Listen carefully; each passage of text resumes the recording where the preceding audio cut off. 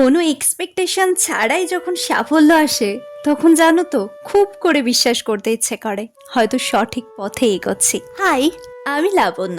আজ সকাল থেকে দিনটা বেশ হেলদি ভাবে শুরু করেছি।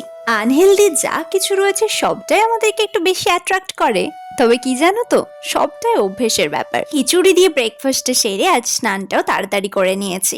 পুজো দেওয়ার পর ধূপের ধোঁয়াটা যখন ঠাকুরের দিকে এইভাবে উড়ে যায়, জানি না কেন আমার দেখতে বেশ ভালো লাগে। বাঙালিদের কাছে রবিবার মানেই মাংস খাওয়া হলেও সব রবিবার মাংসটা খেতে ভালো লাগে না। তা আজ একটু ফ্রাইড রাইস আর পনির বানাচ্ছি। আজকে লাঞ্চের থালিটা দেখতে এত টেম্পটিং হয়েছে যে আমি তো খাওয়া ভুলে গিয়ে বেশ অনেক কটা ফটো আর ভিডিও নিয়েছি। আমাদের ছাদে না ছোট্ট একটা পদ্ম টাব রয়েছে, আর এই যে মাছগুলো দেখছো, মাত্র 4টে মাছ রাখা হয়েছিল, সেখান থেকেই এতগুলো মাছ হয়েছে। বিকেলবেলা ওদের এই খেলা দেখতে দেখতে কখন যে সন্ধে হয়ে যায় বুঝে উঠতে পারি না।